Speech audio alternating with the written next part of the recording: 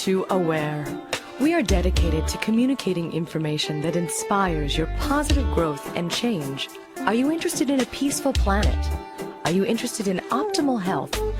Are you living with purpose? Are you enjoying your life? We realize each person can make a difference, and our mission is to empower your awareness.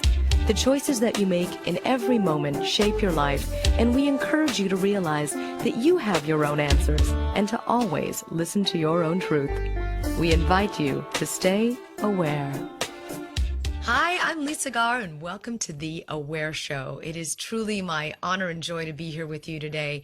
And just a quick reminder, if you ever hear anything that you love as a result of listening to The Aware Show, please share it with friends on our podcast. Our podcast is available on demand wherever you listen to your podcast. Just listen to The Aware Show, and you can share right from there.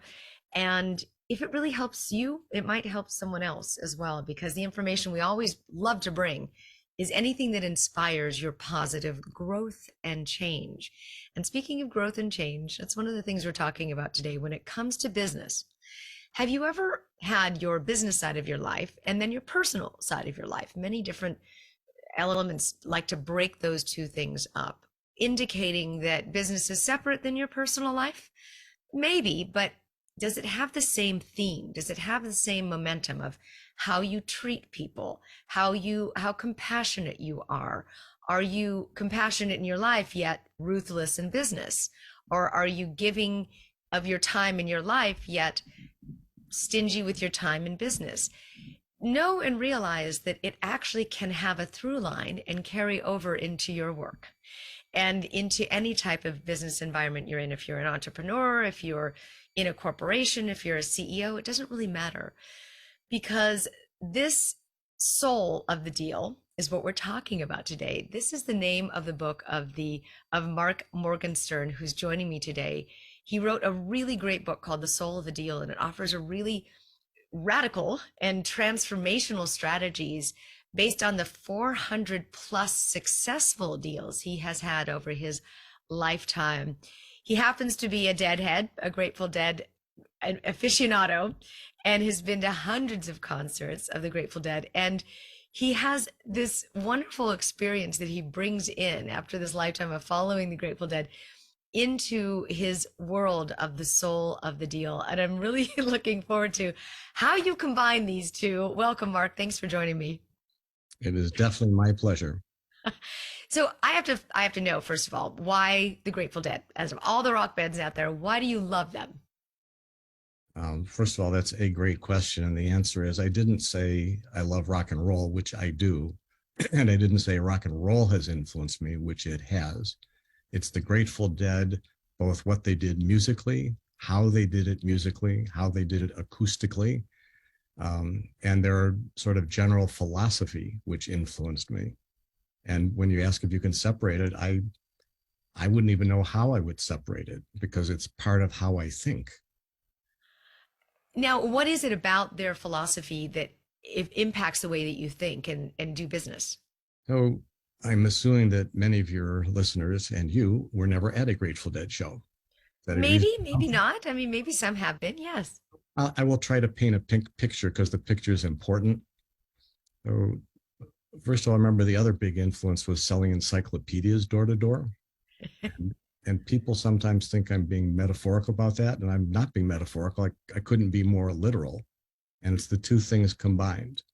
So what were some of the things you learned selling encyclopedias door to door that are also mirrored in the dead, that are also mirrored in deals? Okay. So if you're trying to sell someone an encyclopedia, if you want to do a bad job, you will just assume that you're going to sell what you want to sell. You won't listen to them. You will tell them. And if you happen to make a sale, it's going to be by accident.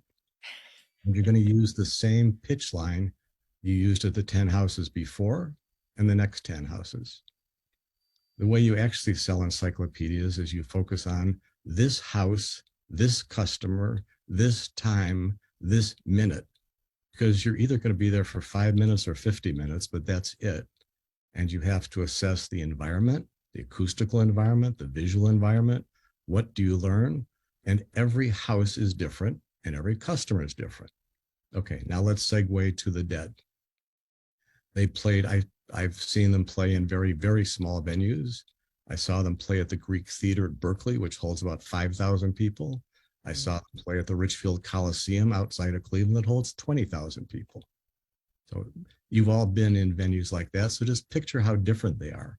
And the acoustics are different each one. And the distance from the performers to the audience are different in each one.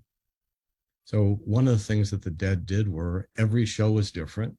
Every night was different. And if you think of the audience as their customer, every customer was different.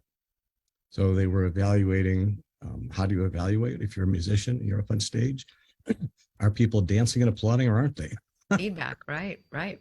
Doesn't tend to be that complex. And particularly with the Grateful Dead, unlike most other bands, you know, they could play a song one night for 3 minutes and it might be 33 minutes the next night.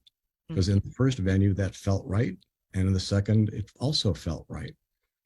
And the other sort of really important part of it is if you think of that performer audience relationship as call and response, an adaptive system, you know, Totally. the Dead would be pouring energy out into the crowd. Well, the energy would be throwing energy and love right back at them. And that energy and love would fuel the Dead and they would throw it back again. And so it wasn't that you're watching the Dead perform so much as you were experiencing the Dead with many other people at the same time. And however you experienced it and however many times you saw them, it was never the same, ever. I'm sure people listening have that favorite band that they saw or that first concert that they were at, and it's always something that you remember. I mean, I found it funny when there was a security question on one of the websites that said, where was your first concert? Everyone remembers that first concert because you have that experience of that connection with music and all your senses. What was your first concert, Mark? This would be pretty embarrassing. But it Okay. was the Mamas and the Papas, and it was probably 1966. They introduced the song that they wrote, "Wear Your Flowers in Your Hair." So it was if you're going to San Francisco, wear some flowers in your hair. Hmm. In its own way, it was a very good introduction to my life, just not the kind of music that later on really moved me. Right, right. Mine was Tom Petty and the Heartbreakers. Oh, great choice, much better choice. So- Love it. but I did. I loved his music, and it all spoke to me when there was albums. I know we're dating ourselves, but you know, the actual albums. And you used to sit and look at the albums and the covers and so forth. But this time, even with music, you know, on playlists and so forth, it's the experience that the music makes you feel. And that gets you into your heart. It gets you into your body. It gets you into a rhythm and a flow. But that's not usually something that happens in business, is it? It isn't, but it doesn't make any sense to me that it doesn't. So Mm-mm. let's just stick with this for a second. If I'm negotiating a deal, there are other people involved. I could start with myself. What do I want to sell? Or I could start by figuring out who is the customer, what do they want to buy, how are they hearing my vocabulary? Is it age appropriate, experience appropriate? You know, are they hearing what I'm saying, and do I know that they're really doing that? So to me, I can't. That's what I do at a dinner party, and that's what I do in a deal. I'm always starting with who the counterparty is, because until I figure out that at some level, I don't know if I'm actually communicating. And Mm.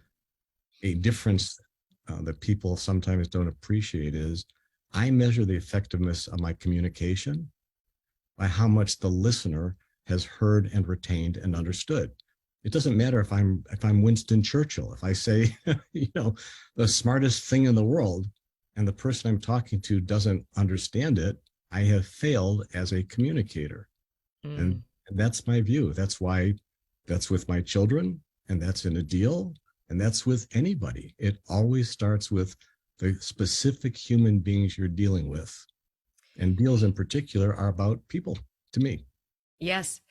I, if somebody is interested in maybe selling their company or buying a company, what's the first thing that you would do when you have two people, one's a seller, one's a buyer?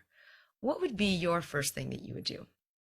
Well, first you'd have to help me out and tell me, how did they get together, and how does somebody come to be the buyer and someone come to be the seller?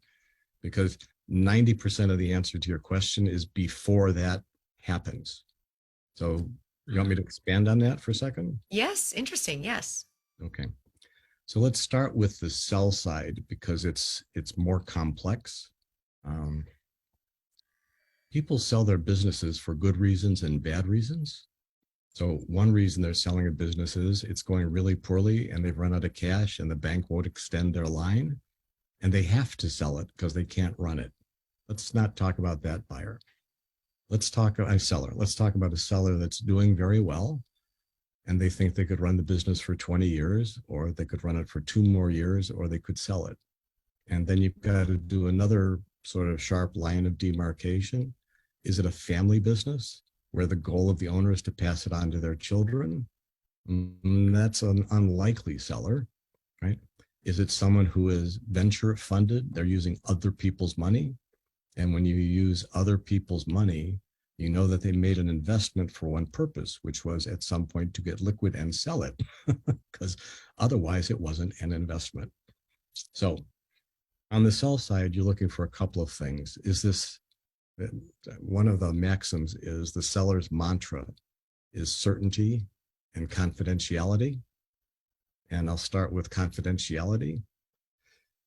If word leaks that you're trying to sell your business, and leaks is like if one person knows it, then 100 people know it, then what bad things happen to you? Well, your employees wonder, why am I here? If they're selling the business, I don't know who the buyer will be. I don't know if I'll like the environment. Your competitors will find out, and they'll talk to your customers, and they'll say, hey, I know you've been doing business with Jackie for 9,000 years, but I hear Jackie's about to sell. So I don't know if I were you, if I'd take the risk that you won't like the buyer. So are you selling for ego purposes, right? You want to see your name in the Wall Street Journal. Jackie sold her business for $1 billion. Jackie is the smartest person in the world. You could be. You could be selling because you never know when is the right time to sell. You don't know if it's too soon or too early. And the answer is there is no right time. My daughter has it. When my daughter was 3, I asked her a question. And the answer should have been, Daddy, I know, or Daddy, I don't know. Only 2 choices, right? Mm-hmm. She actually said was, Daddy, I cannot know. And I thought, well, now that's a strange reaction. So I asked her the question again. She said, Daddy, I cannot know. And that concept is sort of what the position a seller is in. You cannot know the right time. It's not that you know or you don't know, you cannot know. So you made a decision to sell for whatever reason you have made your decision to sell. And then how would you go about finding a buyer? Because remember, you may want to sell, but unless someone else wants to buy, it's really not going to go too far. And there tend to be, I mean, yes, it's very, these two concepts, you have so many different types of personalities within each buyer and seller. You have your own investment company now, right? In addition to being an attorney and negotiating, you do this on a daily basis, right? I've been a recovering lawyer for almost 2 decades now. So 2 decades. So yeah. So I actually don't even think of myself as a lawyer anymore. But the skills are perfectly useful. I mean, it's a way of thinking. Sometimes it's a plus, sometimes it's a minus. But I interrupted your flow and I didn't mean to. But no, thanks for clearing that up but it is a background that you have, which is valuable. My question is, in your involvement now, are you involved with this, with venture capitalism and investments and so forth? That was my first question. And what is it that you see as the biggest challenge in the environment that you're in? People being realistic on all sides of the discussion. Yeah. So the capital markets, sort of writ large, move like lemmings, and one month something's in favor and the next month it's just not in favor. Or if you look at this year specifically, a business you could have sold for $100 million in January, you can't sell for 25 million in December Wow. because Ukraine, Russia happened, supply chain disruption happened, the whole world changed. So why does everybody need to be realistic? Well, sellers aren't, because they keep saying, well, I could have sold it for 100 million in January. What's the difference? It's November. My business is done very well. And you say, yes, it's done very well. I couldn't agree more. But the marketplace doesn't value it the same way. And it's the whole marketplace. It's not one buyer or two buyers or three buyers. What you had is simply worth less. Wow. That Since is a COVID. very hard thing for people to accept. Yep, absolutely. I mean, I've really found that prior to COVID, it everything changed. Everything changed. And I've heard that companies are not valued the same post-COVID because so many environments changed. Is that true? I mean, if someone had, stellar years prior to COVID and then took a huge dip during the pandemic and has climbed their way back up, can you not look at the past success of the company? You could, but it'd be a very bad way to make an investment because Ah, you're not buying the past, you're buying the future. mm, So the COVID really had at least two different kinds of impacts on companies. There were some that it just literally killed, including some I'm involved with, by the way. The yeah. customer base just disappeared. People stopped paying. You just were unable. And so a business that had been valuable 6 months earlier could be worth nothing. You What also types had, of industries, sorry to interrupt, but what types of industries died? well, so think of people whose customers, right? Start with the customer. If your customers were like live music events, if your customers were sports, if your customers were anything that involved people gathering together, Mm-hmm. theater, movie theaters, Yep. think of all the places people stopped going to. And if they stopped going to them, there really wasn't much that the owner could do about it. Right? Oh yeah, I have a casting company and I've had it for 30 years and I never thought it would go away. Yeah, it was very, very, very challenging for us. Yeah. And then Very. on the flip side, because those are the COVID losers, on the flip side were the people whose business was largely digital. So if their customer base had been all analog, the Mhm. customer base involved physical meetings around the world. Well, suddenly they couldn't have those meetings. So a digital solution was the only way to do it. So Mhm. lots of companies that provided digital solutions that, the marketplace was accepting at whatever rate it was accepting it. I think almost universally people think it advanced the value of the company 3 to 5 years because literally the revenues tripled or quintupled in 3 or 4 months. Mhm. So, Absolutely. Which is what we did. We wound up digitizing our company into a payroll service. yeah. Tough, I mean, big pivot, but it's so interesting because I look at this all the time because we lost the part of our business that we had been doing for 30 years during COVID, and it was probably the best thing and the worst thing that ever happened. But if you look at somebody who's in corporate real estate, how many buildings in downtown areas are just vacant completely?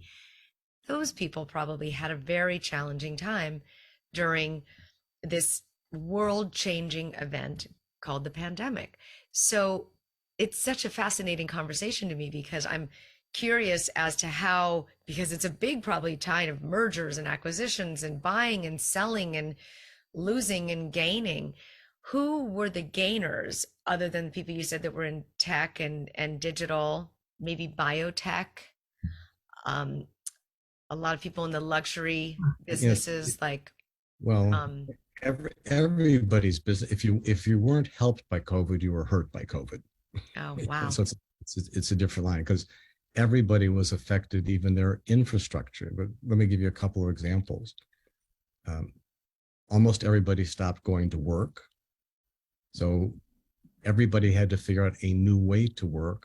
Same employees, but you need different skill sets, different ways of communicating, different ways of understanding who's talking to who when. That was every business was affected that way. And some businesses were able to adapt to that relatively quickly. Many of them were technology powered anyway, and it wasn't that hard. I would say the ones that are like informal apprenticing is the way you learn the business. The 40 or 50-year-olds didn't have any problem. Investment bankers, lawyers, they already knew who they knew. They already had their network. But try to pretend you're a first or second year associate in either of those places, where historically I learned by sitting across a desk from a senior partner and just listening to the telephone conversation, by going to lunch with people, by walking down the hall. But one of my maxims is propinquity counts. It What was matters. that? What? Propinquity counts, being close to people. Propinquity is like proximity. Yes. So sorry, I actually learned that word from the Dobie Gillis show. Okay. He always believed that Zelda would fall in love with him because they had adjoining desks, so propinquity was going to bring them together. Thanks for dumbing it down for us. Appreciate that. But So, yes. Let me just finish. So the 40 or 50-year-olds are much less affected. How did those people continue a corporate culture, assuming you had one? Well, if you have the big cruiser and it's going and the engine stops, it'll keep going in the same direction for a while.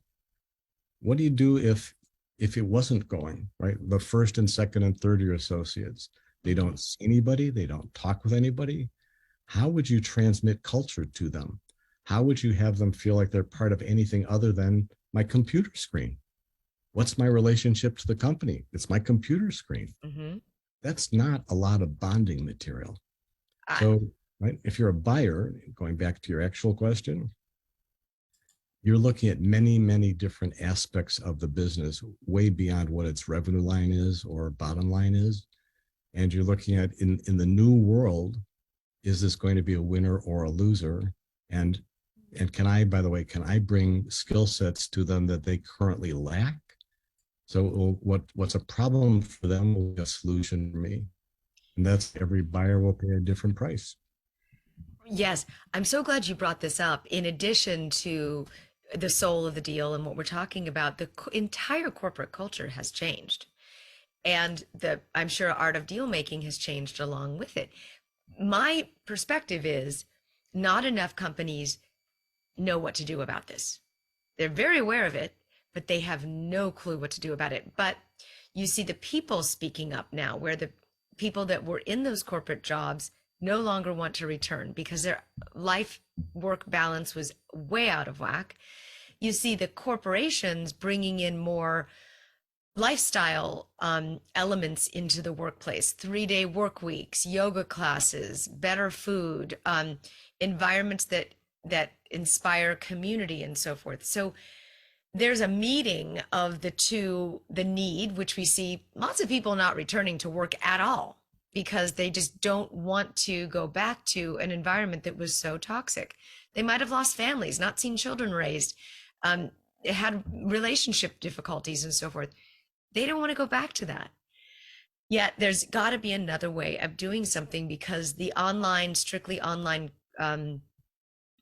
work environments are a little out of bounds the other way, where there's not a lot of accountability. The productivity might be going down. You don't know. It's all being figured out right now. And I don't think we're going to know for another couple of years. And we're waiting for a company to come back with a good solution. It's not Tesla, who basically says, if you don't come back, you're fired. That's one way. All these great, campuses like Google and all these fantastic tech campuses are trying to improve the quality of life to bring people back into the office. So it's such an interesting environment right now post. I don't know if you have anything to contribute to this part of the conversation here, because I know it's not about deal making, but I'm sure it has a lot to do with what you talk about. It has a lot to do with what everybody is doing, because every company is trying to figure it out. Yes. And like most of life, I don't think there is a one size fits all solution. Every company is different. The personality of every company is different. The goals of every company are different. Who owns the company makes a difference. I think that you always have shifting balances between capital and labor. Right now, it's very favorable to labor. Capital has less control. capital's not happy about it, but they need labor more than labor needs them at the moment. It will shift back because it always shifts back. And over time, it tends to be, and before you yell at me and say I'm not dumbing it down enough, let me say about it the way I think about it, and then I'll explain it again. I didn't yell at you. Okay. Well, yeah. Okay. I'm very sensitive. So in the Hegelian dialectic, right? First, there's a thesis. Everything goes this way. Then there's an antithesis. Everything goes too far the other way. And then there's a synthesis. Everything sort of comes back to the middle. So let's assume for the moment that everything was too far that way. It was too much. There's only one way to do business. It's in person. You have to be there. Right now, it feels like it's going too far in the other direction, which is what you were saying. And it will come back someplace in between, but I don't know where in between. And it very rarely simply bisects it in two. It doesn't come back to the middle. It more like comes back from not as extreme, someplace in between. And it will go back and forth many times as all those forces play out. And I completely agree with you. This is a multi-year, if not multi-decade. Right? So, the other thing, another major thing is people say the word supply disruption, and we're all kind of used. We say it, it's kind of a glib phrase. We sort of know what it means. And like lots of things, until it actually hits you in the face, you don't really, the word grok from Stranger in a Strange Land, to completely understand something at a molecular level is to grok it. Like I really, really grok it. Okay. So we all know how to say supply chain disruption. I'll tell you when I grokked it is when my publisher called one day and said, you're not going to like this conversation. I said, I've never liked any conversation that started with, you're not going to like this conversation. That we have a little problem. I said, okay. He said, our distributor can't get printing paper. I said, well, that's not funny. He said, oh, it's not funny. It's just true. So it took him several weeks. This is a super experienced guy to finally found a place to get printing paper. I wasn't really thinking that one of the hurdles with the book was printing paper. Right. And later on, you couldn't get glue. So incredibly smallest parts of things are impacting the whole. You can't get two parts you need to build an automobile. It's got 3,500 parts. You can't finish building the car. And that's what supply chain disruption really means. And that's sort of the fragility. If you went back to history, if somebody's business depended on bringing in really key parts from overseas, that's now a huge risk that wasn't there before. Right. But it forces us to look at things differently. Like the whole digital book era is a great idea. Books on tape is digital, the audiobook, great idea. We adjust and we adapt. Yes. If you can adjust and adapt, and you have to be incredibly resilient, especially if you own a small business right now. If you're an entrepreneur and if you haven't rethought your company at this point, you don't have a company any longer. I agree with that. There was I don't remember who Edward Demings was, other than the one quote that I happen to know, which is change isn't, you don't have to change. After all, survival isn't mandatory. Well, change is inevitable, but in a way, it's kind of a good thing, because every corporation or company, a small business, has to go through a change anyway as time evolves. So if you haven't thought about how to change the way the company was run, maybe you created another company or another business, or you took on a job, or you're a consultant or something. But that's what I mean by that is we have to look at things differently now. We are forced to look at things differently. There is no normal. We're getting back to, I love it when people say returning back to normal. There isn't any such thing. It's all getting recreated and reinvented and reimagined.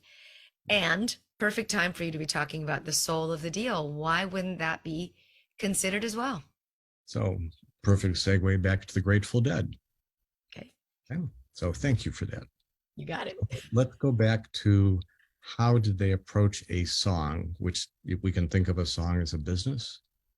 And because they were a jam band, which is different than any other kind of band, I'll make a quick contrast to the Rolling Stones for a second, okay? The Rolling Stones are fabulous. They've been doing their thing for 50 years. Their audiences love them. They play great music. Have you been to a Rolling Stone show? I've seen one. Yes, yes. Okay. Mhm. So you're going to get, if at the begin, before the evening starts, I can tell you more or less that if it's supposed to be a 2 hour show, it's going to be a 2 hour show. It might be an hour and 55 minutes. It might be 2 hours and 3 minutes, but the train is going to stay on time. And the playlist is going to go in the order that it's going to play. And Jagger is going to do an incredible job. And one night his voice might be better, or he's more animated, because he's performing, and it's closer to a performance, right? People are in costumes and uniforms, and Jagger's doing his thing. Right. The end of the day, pretty much if you've seen one Rolling Stones concert, you might have seen the next 20 on a tour. Huh. The playlist isn't going to change, and the order isn't going to change. Then the incredible hook that Keith Richards created isn't going to change. It's, I'm going to say, static, and they perform it better or worse on any given night. If you saw a Grateful Dead experience, it wasn't ever the same from set to set or night to night. They used to come to Cleveland for 3 nights. I would go all 3 nights. My wife would go once. She was a good sport. I didn't know what they were going to play. They didn't know what they were going to play. And the way they work as a jam band. So let me go back to the Stones. You know, the drum lays down the drum thing. There's a bass. There's a rhythm guitar. Everybody's kind of agreed on the part they're going to play. And Jagger is the lead who's sort of built on top of them. And the other people are there as infrastructure to let him do his lead. The Grateful Dead, every band member is part of shaping the song this night, right now. So the bass player, Phil Lesh, isn't doing 1, 2, 3, 4. He might be creating the rhythm over 3 or 4 or 5 or 6 bars. You might not even be able to tell how he's keeping the rhythm. The double drummers are changing. Bob Weir is the rhythm guitarist, is fighting to figure out how do I get between where Garcia's guitar is going as the solo, and Phil is sort of playing almost his own solo on bass. And I've got to be smart enough and adaptable enough to figure out right now what rhythm on my guitar will bridge those two voices.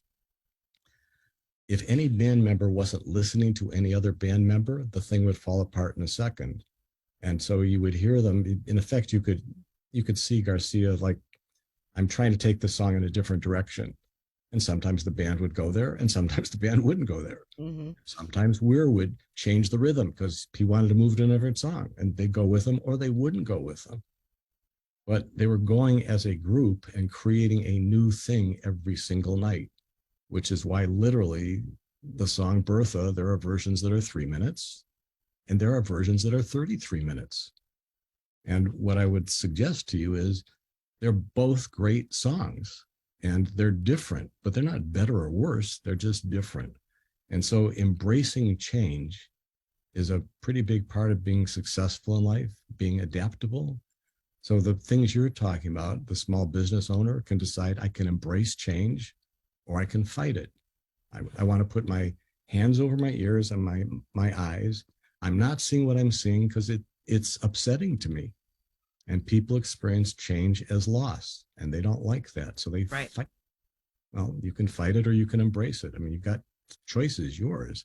But your fundamental point, which is if you're not embracing it, I do not understand how you're going to be in business 3 years from now, because there is no return to normal.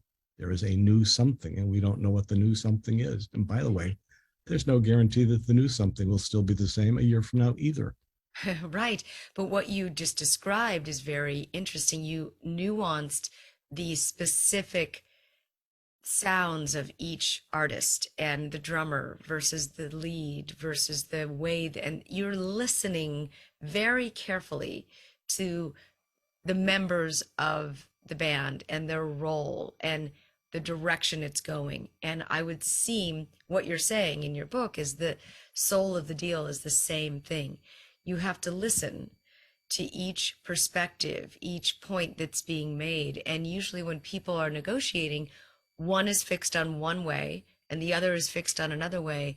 And the compromise is where the deal happens, right? That's what a deal is each each has to maybe compromise, right?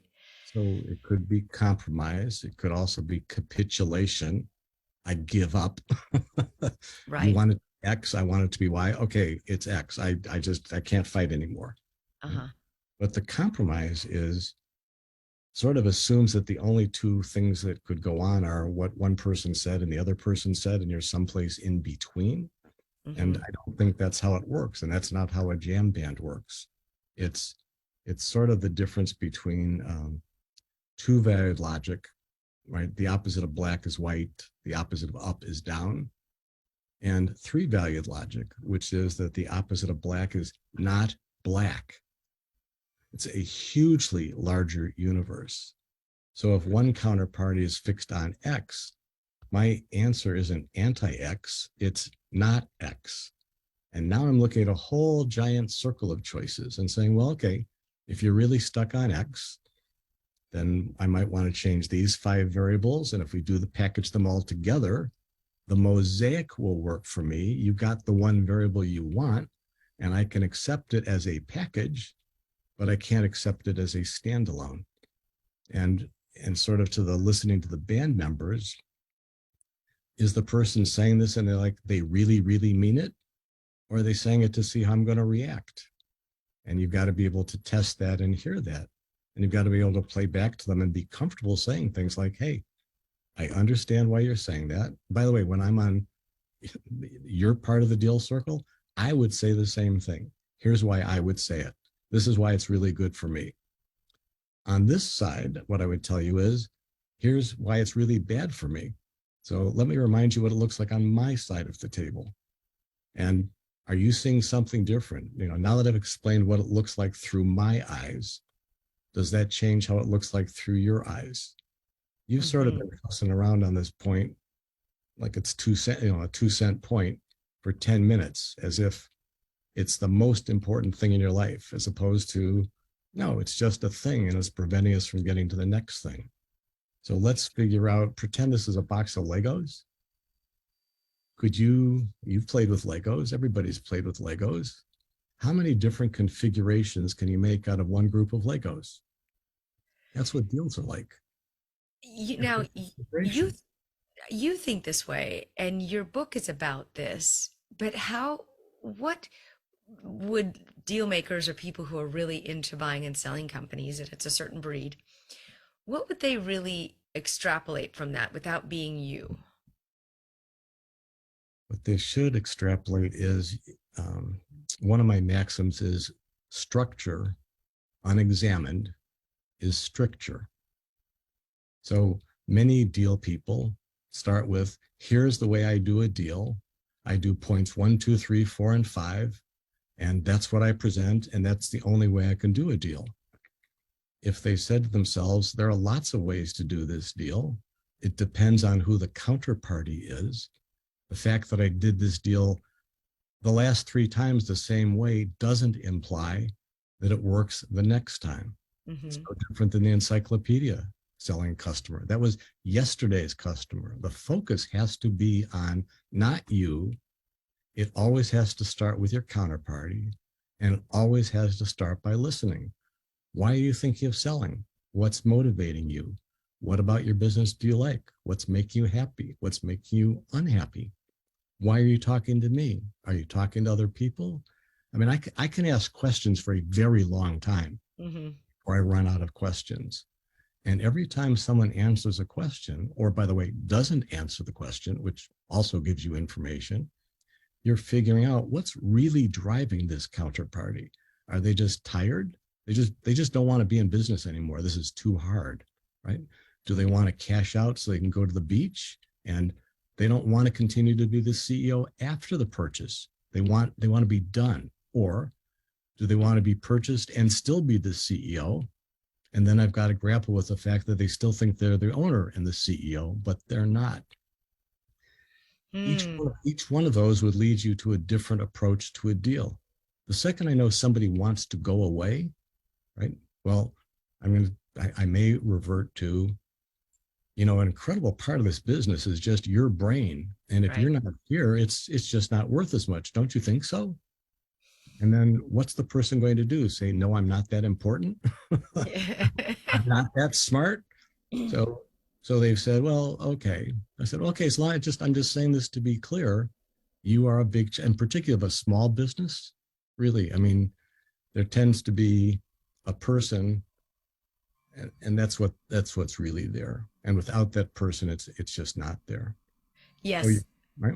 So if the Yes. person wants to sell to you but still be the CEO, I'm only 44 years old. I want some cash. I want some liquidity, but I don't know what else I do. I want to run the business for, I don't know, fill in the blank. 1 more year, 5 more years, 3 more years. If you can get people to articulate their actual needs, then you can try responding to their actual needs.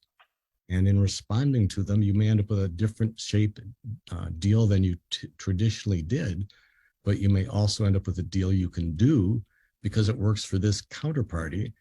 And that's the only person you're trying to buy a business from is this counterparty, not the last three counterparties. Mm-hmm. Mm-hmm. The more you said, how do you separate the business from the personal? I would say the more you have a founder or an owner that is a dominant part of the business, the more you can sort of assume that you are dealing with complex human emotions, including, I really, really, really want to sell it. But then at 3 o'clock at night, I'm thinking, well, if I sell it, what am I going to do? Maybe I Who, don't. Yes. And then you who go will back I and be? forth. And, Yes. and you, yeah. Can you give me the perspective of people who want to buy companies that are they looking for good investments? Are they looking for missions? What is it that typical venture capitalists want out of a purchase? Well, first of all, it's more likely to be a private equity firm, just to Okay. sort of make a technical difference. Venture funds tend to invest in growing companies and then sell them. And private equity funds more frequently sort of buy a whole company or 75% of a company, and then they're going to own them and sell them again. So if you're really selling your business, you're not likely to sell it to a venture capital fund. And if you're large enough, you may sell it to a private equity fund. Got it. If you're on the buy side, and it doesn't matter if you're an individual or an institution, right? I mean, the needs are the same. Just as the seller's mantra is certainty, well, that's the buyer's mantra too. I want to know that the cash flow from last year isn't artificial and it should be there next year and the year after that and the year after that. So please explain to me why your revenues are recurring, right? They're locked in customers. They're not going to move. It's a software as a service business. Whatever it is, I can look at your customer base and think it's going to be the same 3 years from now as it is today, but it'll be bigger and better. Okay? That's a company that I want to buy. Not every business is like that. So things like an insurance agency, just to take a typical kind of purchase, there isn't an insurance agent in the world that can guarantee that if you buy their business, all of their customers are going to love you and keep doing business with you. Just it's not possible. True. And it's even more unlikely if the person doesn't stay on and try to solidify the relationship. Mm-hmm. So deals like that tend to be, hey, I will pay you half of the purchase price today at closing. And then depending on how many of your customers are still here a year from now, I'll pay you more. And how many are here 2 years from now, I'll pay you more. And 3 years from now. Because by then, either I've retained them and gotten the value that I wanted, or I haven't retained them and I didn't get the value, so I'm not going to pay for it today. Mm-hmm. In every business, no matter how people frame it, at the end of the day, it's what's the replicability and predictability of the revenues and cash flow from this business. That doesn't change. The nomenclature changes, the vocabulary changes, the ratios change, but not what are people doing fundamentally. How do I know after I bought it that I have what I thought I bought? So part of that are revenues and customers. Part of it is, I think that your most valuable people are your 3 senior vice presidents. I like you, you're a nice lady, but it's really the senior VPs that are driving this business. So how do I make sure I have them? Because if I don't retain them, if I Right. don't those people, there wasn't a business to buy. Mm-hmm. That's why when people to me get tangled up in financial statements and ratios and all the rest of it, it's the people. The people are either going to make it or they're not going to make it. Mm. To see if Oh, they would go with the sale or not. Yes. and if, or even, and if they're going to go and they're not going to be enthusiastic, they're going to be resentful. You're not the right buyer. I don't like you. I wish they'd sold it to Charlie instead of Ishmael.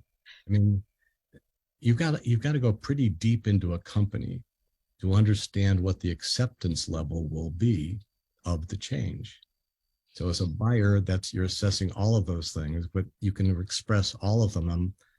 Am I buying the asset, human, capital, customers, revenue? You know, the definition of asset is fairly broad.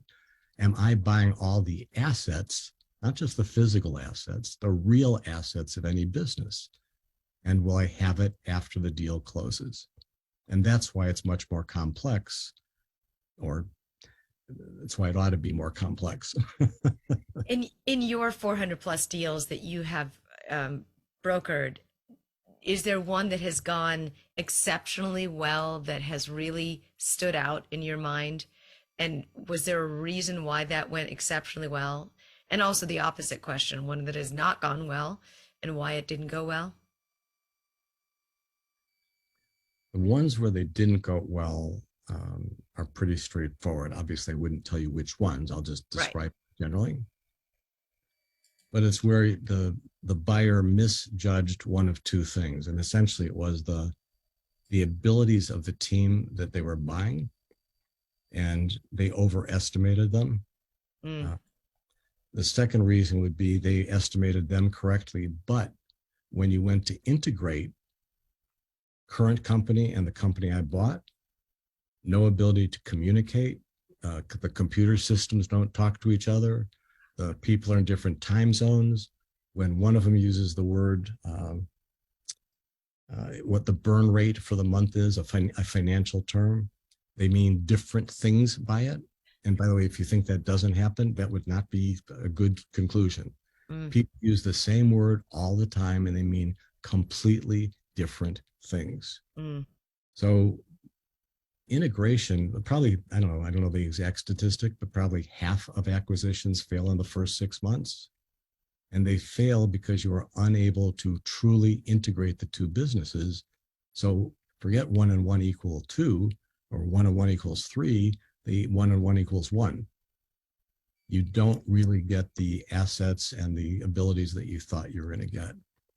And so I would say the other sort of really disastrous purchase, and I've got to figure out how to change the facts enough so you couldn't figure out what I'm talking about. But if I just said to you, generally, there's a buyer, and the buyer's real strength is manufacturing.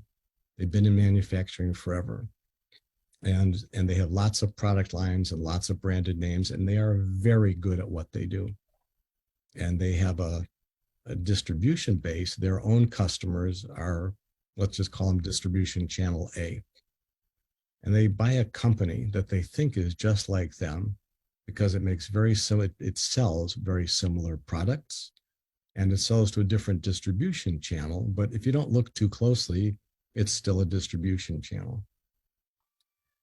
On that particular purchase, the difference, and this was actually why I exited that company, was what I pointed out was in a manufacturing business, you can have pretty simple systems. You the CEO, truly, you are so smart, you can walk around the warehouse, and if the inventory is 3 feet high, you know it's enough. If it's 5 feet high, you know it's too much. If it's 1.5 feet, you know it's too little. And you're adjusting in real time to something you can see. This other business that you're buying is an import business. The products are very similar, but these products come from Asia, and they're on the water for 2 months, and they require a different kind of financing. And when they arrive and the crate has 6 of what you wanted instead of the 10 that you ordered, it takes 2 months to get the problem fixed. And you can't adjust things in the moment. That requires way different critical path and logistical knowledge. And this company doesn't have it. So that's problem number one. And problem number two is this distribution channel doesn't know you, doesn't care about you. There are different people who do what you do that they like, and they do everything differently. Yeah, they're a customer, and yeah, they buy this kind of product, but on a very, very different basis. So people really consistently underestimate that. So when you go to integrate them, they don't integrate, and you actually lose all the value even of the company you bought. So I find that statistic fascinating that you said there are over 50% of the deals that are attempted do not go through. So No, you have what I was saying was, of the deals that close, you actually made the purchase. Half of them are deemed failures within 6 months because you are not able to do that integration, because the advantages that you thought you don't get, because the communication you thought was going to be so easy isn't. So you didn't really acquire the asset that you thought you were buying. And you attribute this to the fact that most of the people don't get to the soul of the deal. They just do the logistics of it, but they really don't get to listening to every single piece and aspect of it. When you talk to whoever you talk to a lot and use the same word with one friend and the same word with a different friend, would they all understand it the same way? Would you have to explain something more to somebody to give them context? Probably. Yeah. So that's the same thing there. You're dealing with real people who are, by the way, they're trying to communicate the correct information to you. But if you're not listening to it and you're not hearing it, then you're not going to retain it. You're not going to understand what they are saying. So you're going to make mistakes. Yes. You are more of a mediator than a veteran deal maker, essentially. I think that there are lots of ways to do the same deal, and there end up being very good deals for everybody. And I never think there's only one way to do something. And by the way, I'm also perfectly willing to say to somebody across the table, listen, this is the way you say you want to do that. I'm pretty sure it's not going to work for me, but I'm absolutely okay if you want to explore it, and let's see how it works out. You want to spend a half an hour talking about structuring it your way? Great. What you need to understand is the fact that I'm exploring it absolutely does not suggest that I'm committed to doing it. I'm willing to explore it. You're willing to have the conversation. Do you work strictly as a consultant, or do you have a piece of these deals in how do people get in touch with you if they have a company they might want to buy or sell? So I don't work as a consultant, and you can't retain me. Good to know. I am partners with people, and I'm doing things in connection with doing that, but you can't hire me to do a transaction. Just get the information from the book. Yeah. Well, and by the way, I'm perfectly happy to talk with people I don't need to be charging somebody money to talk with them. I like talking with people, and yes. If I can help, I can help. But I do love how you bring this back to the Grateful Dead and your relationship with the soul of music as well. They were quite a unique band and are, everlasting.